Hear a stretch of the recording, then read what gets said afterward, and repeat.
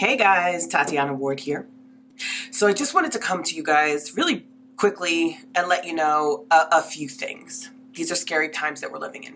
I almost sort of don't know what I'm supposed to be doing with myself. I don't know if I'm supposed to be doing tutorials and makeup or if I'm just supposed to be talking to you from my heart. I don't know what's appropriate and what's not.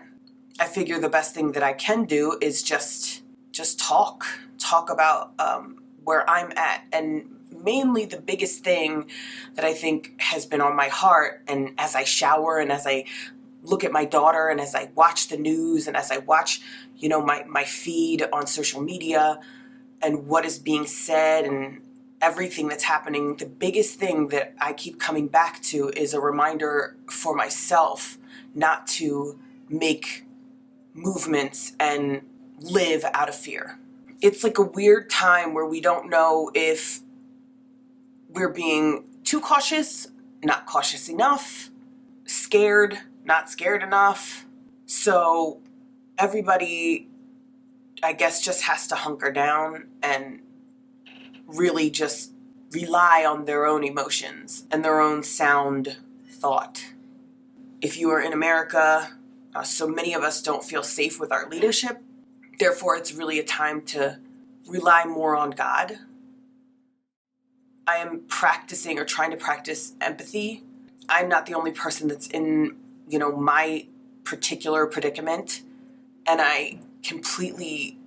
my heart goes out to so many people around the world who are hurting.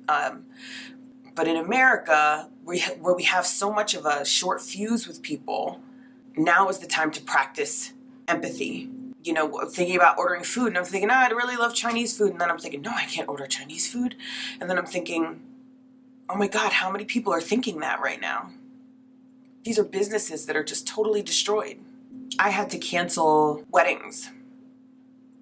These poor brides who, can you imagine the city that you're supposed to be getting married in shutting down, like New York is totally shut down. I had a wedding in Brooklyn on Friday and I had to cancel. It's the first time in my life that I ever canceled on somebody in such short of notice. Everyone around the world has been affected by this thing. Everyone around the world feels some sense of fear. And if you think about it even deeper, I'm fortunate to be locked in with people that I love, my parents and my baby. But there are people who right now are realizing that they're in miserable marriages. They're realizing that they have nothing in common with their spouse that they're stuck in a house with. On the flip side, there are people feeling completely lonely. Like they have no one. I mean, there's just so many emotions going around.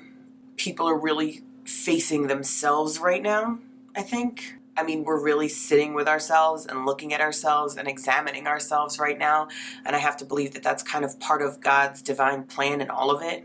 And there's some people who really, understandably, don't see God in it at all. I can imagine that if I lived in Italy and my whole family died, I wouldn't see God at all. I mean, there are just so many extremes in this scenario. In my situation, my child's father is incarcerated and I have not heard from him in 24 hours. It came out on the news that someone where he is was booked into the prison and was later found out to have been afflicted with the virus. And in a closed off environment like that, it could spread very quickly and there is no defense. This time last year, I was dealing with the fact that he went away to prison at all. And it's been an uphill battle. And, in constant fear for him and his safety and his mental state.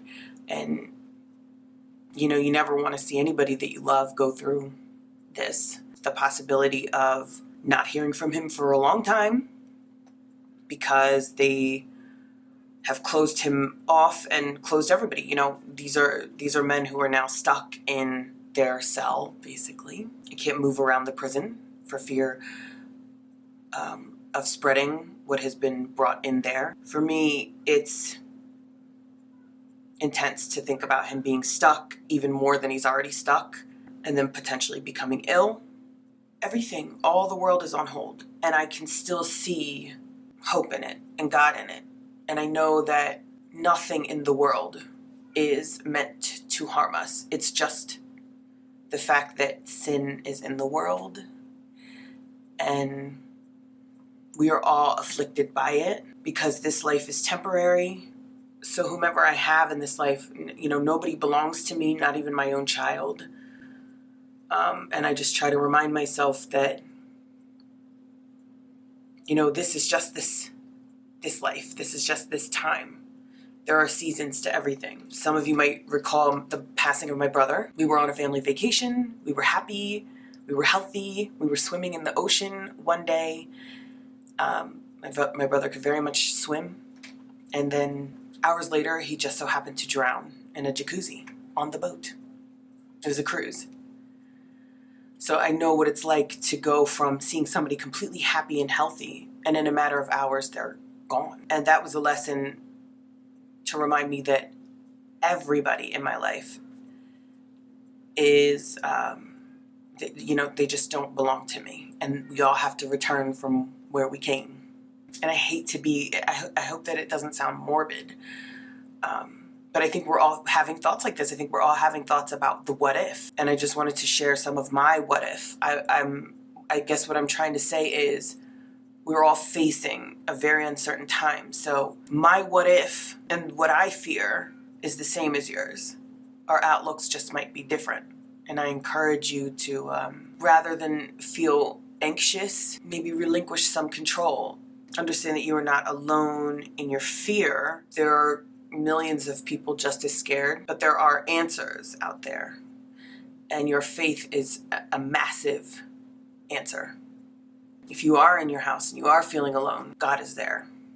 If you can't be with somebody you love, God is there. If you've lost somebody that you love, believe it or not, God is there. It doesn't and would not hurt you to try to believe in something other than yourself and other than your government. Whatever you're feeling, whatever you're going through, whoever you're worried about, whatever you're scared about, just try to give it to God a little bit. Try to believe in something bigger. And I'm going to bring in my daughter just to tell you something really quick in closing. Are you smiling at everybody? You see us. You see us on the monitor? You want to tell everybody, Meyer? Want to tell everybody? Say, don't worry. He's got the whole world in his hands. He's got the whole world in his hands. He's got the whole world in his hands. He's got the whole world in his hands. That means you and me.